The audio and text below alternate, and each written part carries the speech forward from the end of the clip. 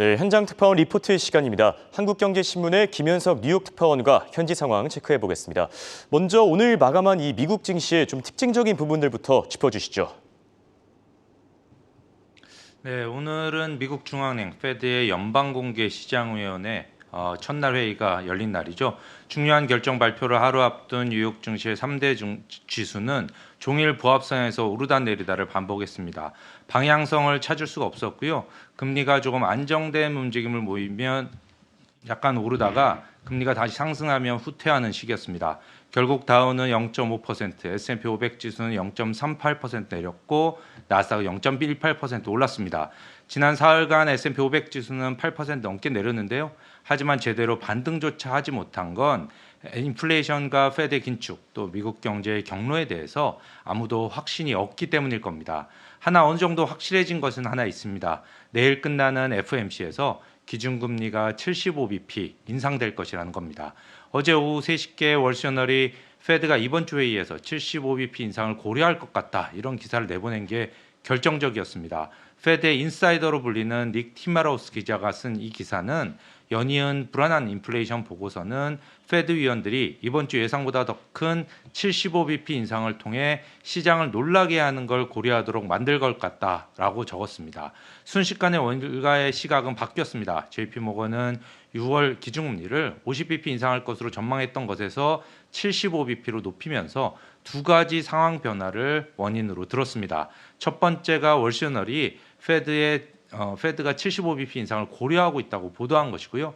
두 번째는 미시간대 소비자 태도지수 조사에서 장기 인플레이션 기대치가 깜짝 놀랄 만한 상승세를 보였다는 겁니다. 골드만삭스와 웰스파고, 도이치뱅크, ING, 또 TD증권 등도 어젯밤 이번 주 75bp를 올릴 것이라고 전망을 수정했습니다.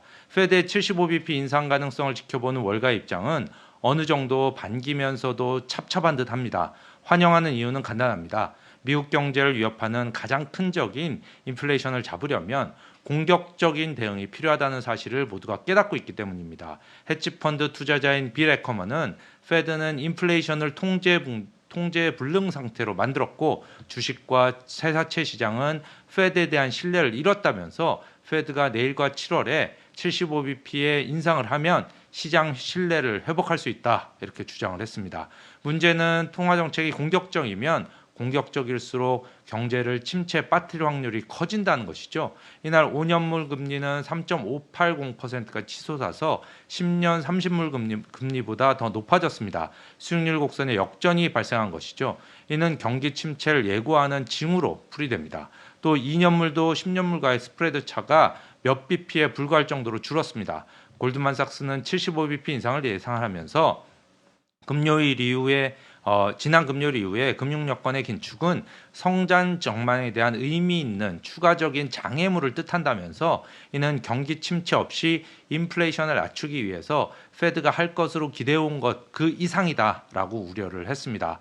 오한다의 케니 피셔 시장 분석가는 격동의 경제 환경을 감안을 할 때 페드가 0.75% 인상을 한다면 정말 충격적일 것이라면서 공격적인 페드가 경제를 연착륙시킬 수 있다는데 의구심이 커지고 있다. 미국 국채 수익률의 역전이 이런 우려를 가중시키고 있다라고 지적을 했습니다. 네, 자이언트 스텝 쪽으로 지금 무게가 많이 실리고 있는 것 같은데 그렇다면 문제가 되고 있는 이 인플레이션의 추이는 어떻습니까?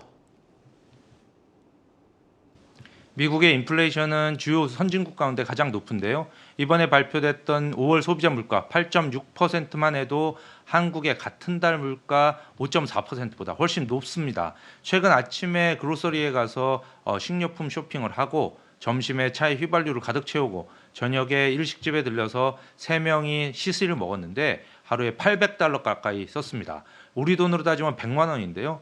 비싼 스시를 먹은 것도 아닙니다. 1인당 25% 팁에 8% 세금까지 합쳐서 1인당 $100 수준의 음식이었습니다.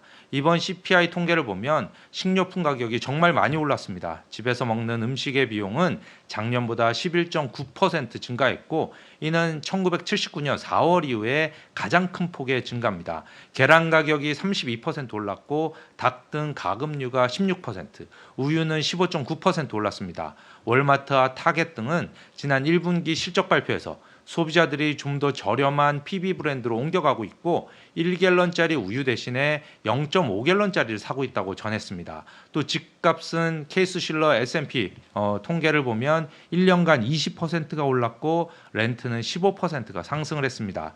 그러나 주변에서 보면 통상 월세 3,000달러였던 집이 지금은 4,000달러를 받는 등 체감적으로는 거의 30%씩 올랐습니다.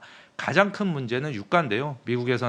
미국은 국토가 넓고 대중교통이 별로 없어서 차가 없으면 생활이 어렵습니다.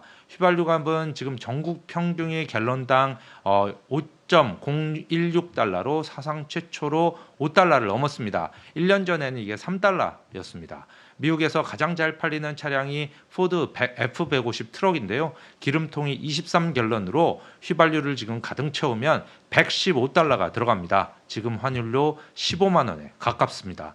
유가는 최근 경기 둔화와 수요 파괴 우려 속에서도 강세를 유지하고 있습니다. 오늘 서부 텍사스 원유 WTI는 장중에 배럴당 123달러까지 올랐다가 민주당 일부에서 석유 기업들의 초과 이익에 대해서 일회성 세금을 때리는 방안을 추진한다는 소식에 한 2%가량 하락을 했습니다. 조 바이든 대통령이 다음 달 13일부터 16일까지 사우디아라비아를 방문하기로 한 것도 영향을 줬습니다. 그런데 블룸버그는 바이든 대통령이 사우디아라비아를 방문해도 에너지 위기를 해결할 수는 없다라고 보도를 했습니다. 국제에너지기구에 따르면 실질적으로 세계에서 원유를 더 생산할 수 있는 산유국은 사우디아라비아와 인접국가인 아랍에미레이트 두 나라뿐인데요. 이들은 하루 300만 배럴 이상을 미만 정도를 더 생산할 수가 있습니다. 이는 세계 수요의 약 3%인데요. 다니엘 예르긴 S&P 글로벌의 부회장은 블룸버그 인터뷰에서 사실은 두 나라에도 시장을 크게 변화시킬 만한 석유는 없다라고 지적을 했습니다. 블룸버그는 이들이 증산할 경우 이번 주에 리비아 생산 중단 등과 같은 미래 비상사태를 대비할 완충 장치가 남아있지 않다는 점에서 두려움을 낳을 수도 있다 이렇게 지적을 했습니다. 월 관계자는 미국 정부가 마지막 카드로 추진해온 사우디 방문이 성사됐는데도 유가 하락이 기대에 못 미치고 또 바이든 대통령은 비축유 방출 등 쓸 수 있는 카드를 이미 다 썼다면서 수요 위축 얘기가 나오는데도 유가가 고공행진을 계속하고 있다. 이런 상황에서는 경기가 침체에 들어간다고 해도 물가는 계속 높은 스태그플레이션이 나타날 수 있다고 우려했습니다. 지금까지 뉴욕에서 한국경제신문의 김현석 특파원이었습니다.